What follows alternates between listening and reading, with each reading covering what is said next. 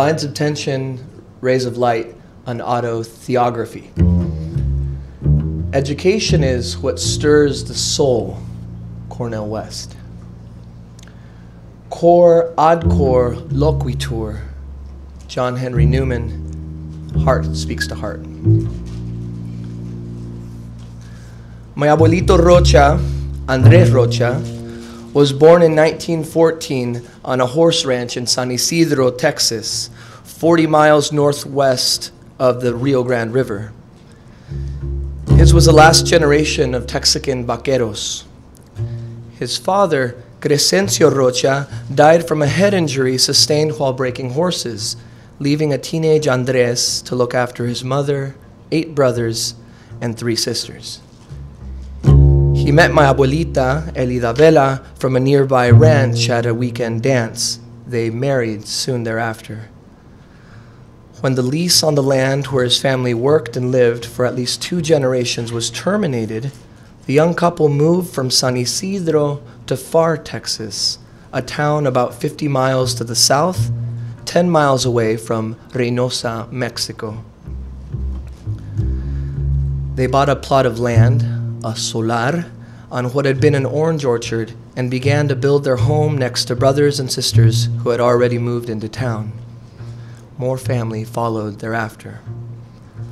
Both my grandparents worked at the local bodega, packing vegetables, and traveled seasonally to pick crops around the United States. Unable to have children, they legally adopted my father, who was born in their home. They also unofficially adopted a number of homeless boys, like my tío Juan. The winter before my abuelito died, I phoned him from Columbus, Ohio, to wish a Merry Christmas. I tried to explain why I was absent. I wanted to describe what I was doing, writing my dissertation, so I told him I was writing a book and how time-consuming it was. I didn't want to talk about money because he didn't have any, and I didn't want him to feel bad about it. I felt guilty, but he understood. As distant as our worlds had become, he had made sense of it all somehow, and gave me his blessing in the final words I would ever hear him speak in person. No le aflojes, mijo. For days, he would guide his horse through mesquite and nopales to check on cattle ranging in the monte. He carried basic supplies, a .30-30 caliber Winchester saddle rifle, disinfectant ointment, water, neatly coiled rope. He counted cattle, looking especially for cows and calves. He healed the sick from flesh wounds or venereal diseases. He and 2 of his brothers once chased down and roped a feral longhorn bull, a story for the ages and a rack of horns that became family folklore.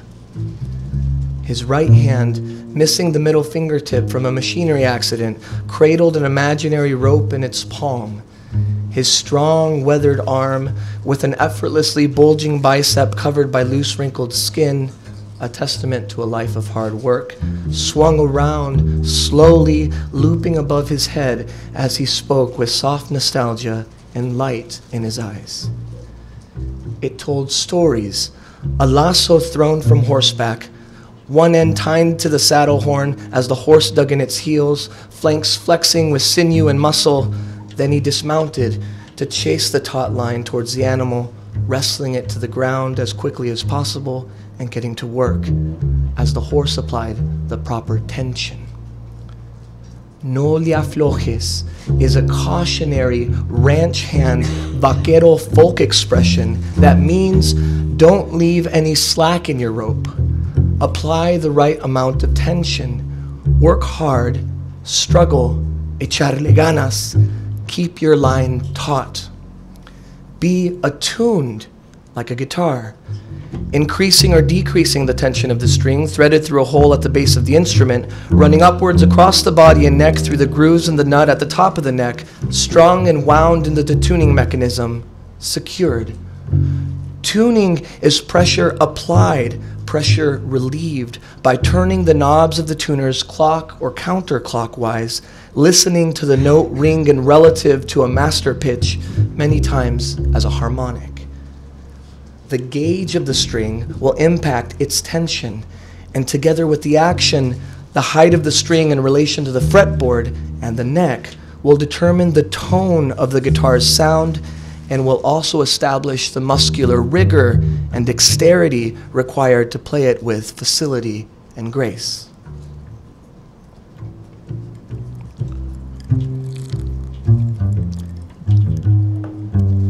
Riley B. King was already a fan of the country bluesmen Blind Lemon Jefferson and Lonnie Johnson, but when he heard the electric sound of Jefferson's protege, Texas bluesman T-Bone Walker, playing his rendition of Stormy Monday, he knew he had to get an electric guitar for himself.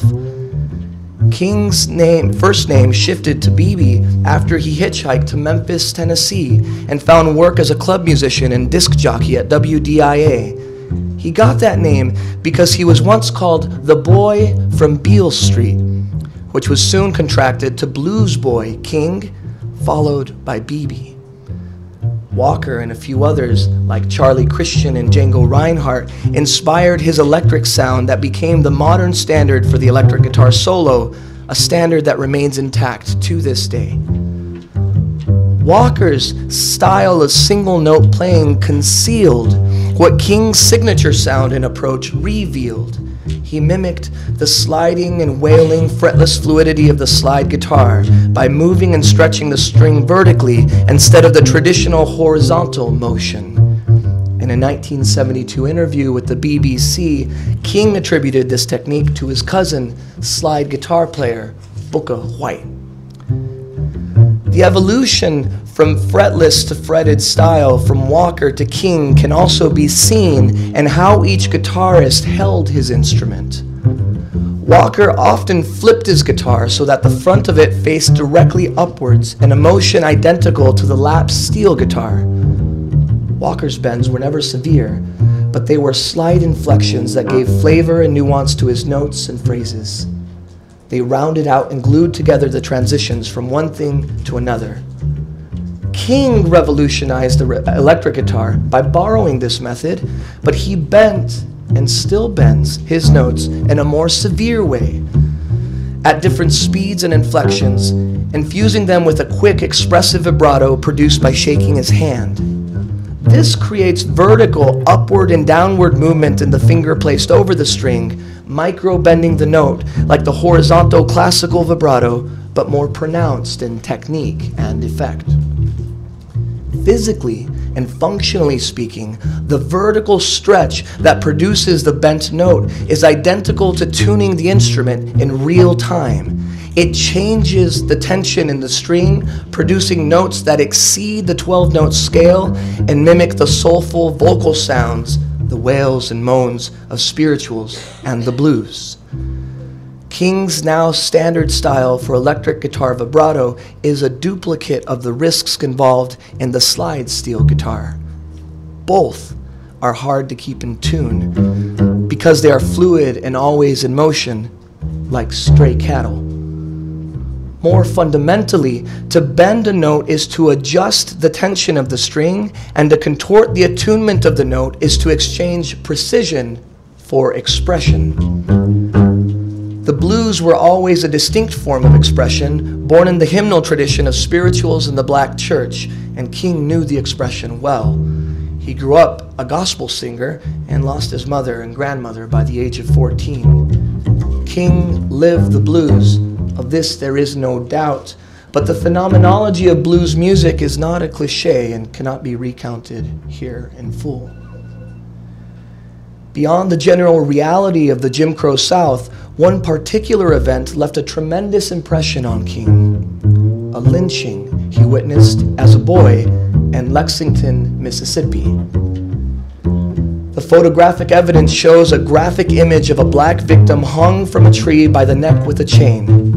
As the blueswoman Billie Holiday sang, "Southern trees bear strange fruit, blood on the leaves and blood at the root, black bodies swinging in the southern breeze, strange fruit hanging from the popular trees. James Cone reads Strange Fruit as a theological correction of Reinhold Niebuhr's racially neutral theology of the cross in his 2006 Ingersoll lecture at Harvard Divinity School entitled Strange Fruit, the Cross and the Lynching Tree. Cone claims, the gospel is the word of the cross, a lynched word, hanging from a tree. The gospel is a tortured word, a black word in a world of white supremacy. Cone is well aware of the incarnational implications of the ontogenetic prologue from the Gospel of John, in the beginning was the Word. The passage is consummated by the announcement a few verses below that the Word was made flesh. In the Christian tradition, the Word of God is most radically present in the flesh of Christ, and Christ's flesh is most graphically revealed on the cross. Cone rightfully understands that a theology of the cross stands at the center not only of the Christian tradition, but also of the American experience of racism and white supremacy as a whole. He claims, unless the cross and the lynching tree are seen together, there can be no genuine understanding of Christian identity in America and no healing of the racial divide in churches and seminaries, as well as in society as a whole. Raised and bearded in Arkansas, Cone demands a foundation for systematic Christian theology that is neither anchored in a magisterium of Christian tradition nor in the decadence of theological abstraction. His theology is instead moored in the specific horror of broken, heated, mutilated, tortured, and murdered flesh, necks stretched beyond taut, breaking. This is indeed the broken body of Christ, and this phenomenological ecclesiology expresses a Eucharistic kinship between Black Protestant and Latin American Roman Catholic liberation theologies. Cone asserts, no American Christian, white, black, or any other color, can understand correctly the full theological meaning of the American Christ without identifying his image with the re-crucified black body hanging from a lynching tree. The phenomenological tenor of Cone's theology can also be found in his description of the spirituals and the blues. Although spirituals are supposed to be sacred and blues secular, Cone reads them together as art that is incarnational in the sense that they indicate where there is life and death at stake. Black art in general, in this case music, is as political as it is theological for Cone.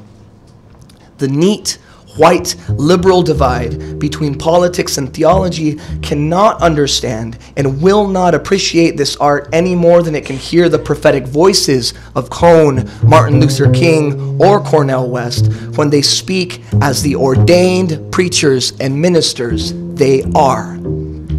Their religious identity preserves and enshrines the phenomenological experiences that root them in their particular communities and contexts. To ignore or mistake this identity as a secular liberation without theology indicates an aesthetic misrecognition of the spirituality of the blues. The prophetic voice does what the professor can no longer do in the constructivist classroom of today: profess. These homiletic professions do not sing rhetorically or give sterile instruction. They sang. And there is always sorrow in singing because it is born of the tragedy of love. Prophetic notes resist the empty sobriety of exact talk. Like incense and freedom, they arise, and arouse a sober intoxication of the spirit. The voice of the blues is spiritual, just as the spiritual is sung in blue notes that arc and bend, even scream with distortion. Christ's tortured, nailed, hung, and strung body, arms outstretched across wood, become a blue proclamation of salvation. Not only is there atonement, there is attunement. And the wounds remain after resurrection and glory. Bend down close and look as Thomas did. After the resurrection, Christ wears the 5 wounds of his crucifixion, the marks of nails and spear. These are not scars, they are open wounds. A wounded God is not only theological in this case. A real historic Roman Empire, not abstract sin, inflicted physical wounds onto the body of Christ, inflecting theology with politics. The Passion is about power and empire. No wonder the social imaginary of liberation theology across the Americas, from Cone, King, and West, to Paulo Freire, Gustavo Gutierrez, and Enrique Dussel, resonate and ring in the hearts of the people, even among those critical pedagogues who would secularize iconic eyes and faces into their own idolatrous images. Despite the prophetic power of his voice, Cone's formal analysis suffers from some of this idolatry. While he interprets the spectacle of black lynching as a theological limit case for a contextualized understanding of the cross in the United States of America, his analysis is too loose. He allows the racial composition and political history of lynching to reify a black-white racial binary confined by borders that are tense and artificial. The problem is not, in the first place, a question of race, identity, or geopolitics. It is a simple but profound theological confusion. For Cone, the cross and the lynching tree lack an iconic quality. To see the cross is merely to witness, to see a lynching. While the descriptive facts of the matter are compelling and the prophetic voice of spirituals and the blues point us in a soulful direction, the line of sight is distorted through inversion.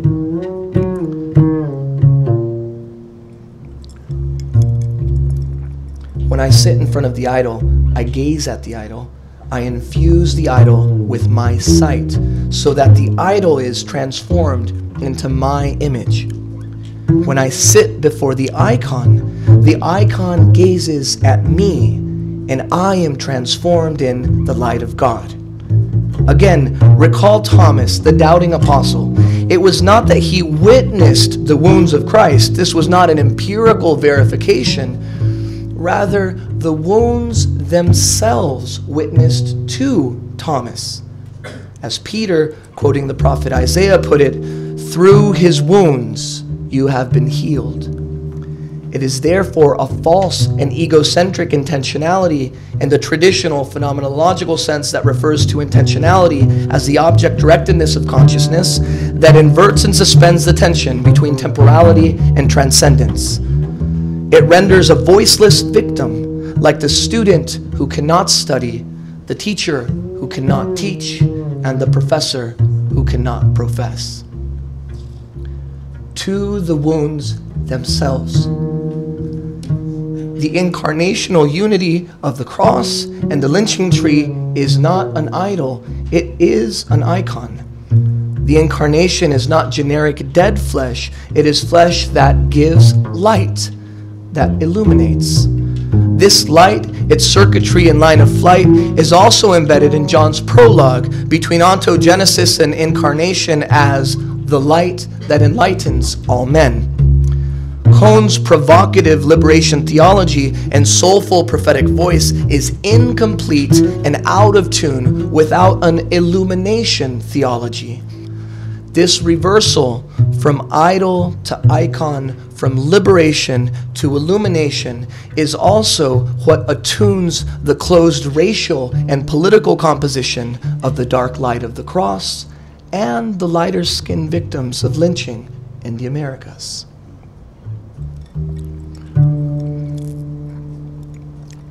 In the Law of the Noose, A History of Latino Lynching, Richard Delgado tells a largely forgotten story of approximately 517 Mexican men and women who were lynched along the U.S.-Mexican border. This happened during the period of time when lynching in the Jim Crow South was also a common practice. Although the lynching of Mexicans occurred in relatively smaller numbers, in the hundreds as opposed to thousands, Delgado argues that the crimes were equivalent in rate to black lynching. More importantly, the equivalence between black and Mexican lynching is one of quality, not quantity. After all, there are also documented cases of white lynching during this period. But the point that justifies Delgado and Cohn's racial analysis is the imperial presence of the institution of white supremacy.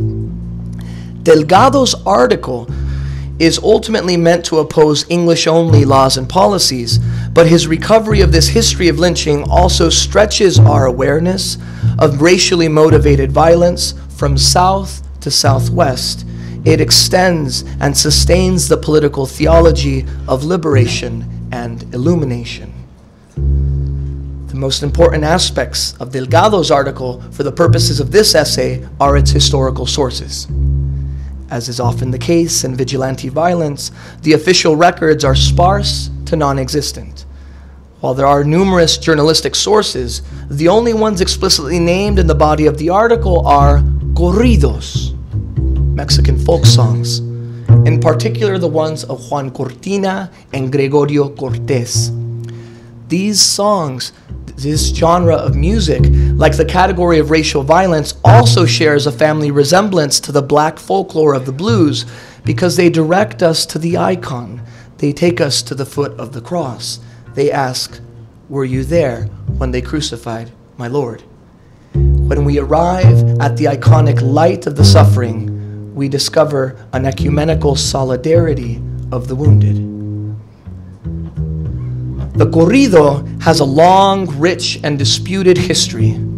It is a form of oral history, political activism, and good music to dance and get drunk to. Its content and form belongs to a people who have preserved and practiced it. The musical style is reminiscent of the blues in terms of both melodic and 1/4/5 chordal structure, and its sentiment and range of expression from sorrow to sorrows. It also shares an agrarian origin with the blues. It is the foundation for all música ranchera, the music that originated in ranches, the music of my abuelito. Although the corrido has not created a musical legacy or popular footprint like the blues and the American songbook, the turbulent history of Mexico has given it a wide and wild variety of content. These corridos are still sung and often quarreled over in terms of their historical accuracy and regional identity, yet they preserve their mythopoetic value by these distortions. Many corridos tell stories of folk heroes who resisted American authority through violent resistance. The corrido is deeply attached to a species of populist cultural martyrdom that is ingrained in a Mexican people that has seen very few, if any, geopolitical victories. These stories instill a revolutionary spirit in many Mexicans, and this spirit becomes even more complex and melancholic in those of us, like my abuelito, who have always lived north of the frontera, the borderline. What we find in these sung stories of futile resistance and even suicidal resistance is directly related to the phenomenon of Mexican lynching. After all, as we have seen, the corrido preserved much of its memory. Corridos are also related to the political theology we find in Cohn's aesthetic analysis. In this case, however, there is no distinction between spirituals and the blues. Corridos express a creative tension of sacred and secular. The Catholic Church and the Mexican and American nation states, violence, love, betrayal, nostalgia, nostalgia for nostalgia. A prime historical example of this can be seen in the Cristiada, the Cristero War that lasted from 1926 to 1929, one of the last conflicts following the Mexican Revolution of 1910. The political and theological threads of this conflict are not easy to unravel. On the one hand, the Cristeros were ostensibly fighting on behalf of the Catholic Church against the government of Plutarco Elias Calles, which represented the secular objectives of the revolution. However, when we consult the original revolution, the War of Independence, we find that it began in 1810 with the Grito de Dolores, led by Catholic priest Miguel Hidalgo de Costilla, along with a militia of mestizo and indigenous peasants. The memory of these origins, even after a century, motivated the Cristeros to believe that they were the true revolutionaries. The flag of Hidalgo was a banner of Our Lady of Guadalupe, the apparition of the Virgin Mary who spoke Nahuatl to the indigena and now beatified Roman Catholic saint Juan Diego. The Cristero flag added the icon of Guadalupe to the mythic Aztec águila, and their battle cry was Viva Cristo Rey, Viva la Virgen de Guadalupe. Long live Christ the King, long live the Virgin of Guadalupe. The equivalent of B.B. King for Mexican folk music, Vicente Fernández, the king of ranchera music, popularized the song El Martes Me Fusilan, On Tuesday They Will Shoot Me, that captured the populist sentiment of the Cristiada. El martes me fusilan a las 6 de la mañana por creer en Dios eterno y en la gran guadalupana. On Tuesday they will shoot me at 6 in the morning for believing in God eternal and the great Guadalupana. Later, the corrido makes reference to the cross. Yo les digo a mis verdugos que quiero me crucifiquen, y una vez crucificado, entonces usen sus rifles. I tell my executioners, I want them to crucify me, and once crucified, then use your rifles. In this corrido, we find a passage similar in content and tone to Ignatius of Antioch's letter to the Romans. Ignatius was a Syrian early church father and martyr of the first century, one of the earliest who made reference to the Gospel of John.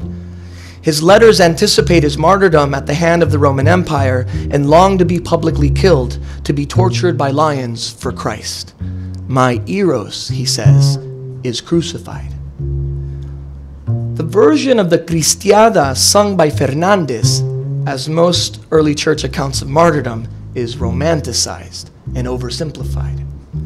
It overlooks the fact that the sacred and secular division between the Cristeros and the Calles administration was anxious and not entirely clear before the war. This didn't prevent either side from brutally killing each other during and even after the war. Thousands of peasants and hundreds of priests were killed by secular state violence. In the 1930s, hundreds of Mexican state teachers were victims of religious violence, many times at the hands of former members or supporters of the Cristero movement, because of the secular educational policies of the Calles that remained. Some of these teachers were lynched. The same methods of mob violence we have recently seen with Ayotzinapa and employed against Mexicans and blacks at the hands of whites in the South and Southwestern United States. Strange fruit, indeed, hanging and swinging from gallows and trees, buried away from sight, memory, and light.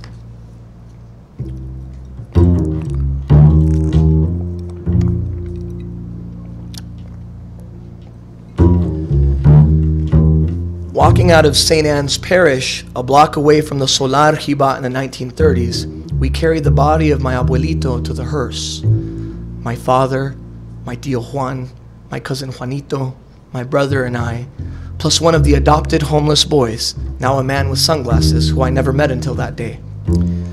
None of us were related to this man by blood. Only 3 of us carried his last name. But we mourned his loss together, a family of unrelated relatives. I played guitar at his rosary, wake, and funeral. The sorrow was hard to control to sustain the cantitos, close cousins of the corrido, together and in tune. He would gather all the cousins, all 6 or 7 of us, make us stand in line, and give us money when el cheque, the social security check, would come. $2 apiece. We would thank and kiss him and Abuelita on the cheek. That final Christmas, he somehow managed to send me $20 with a handwritten note, written with a shaking, dying hand. Only glimmers of his ornate cursive penmanship remained in the stressed lines that showed an intense struggle to write 16 words in the formal Spanish of his 3rd grade schooling.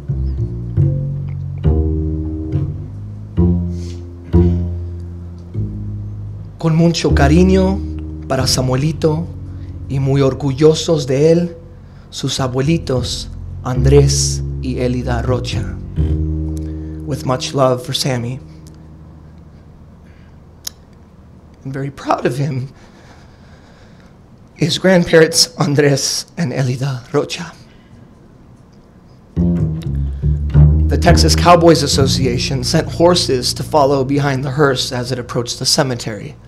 3 riders and 4 horses. The 4th horse, with no rider, had a saddle mounted, boots with spurs attached held together with a lariat around the saddle horn and a neatly coiled rope.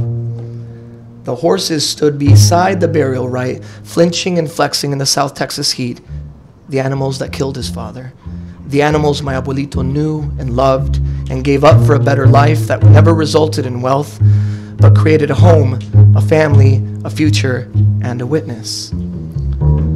A crucifix was placed on his casket, followed by dirt, flowers, kisses, and tears.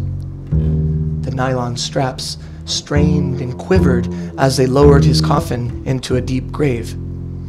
A thick cement slab was placed atop his encased body, awaiting his wife of 72 years.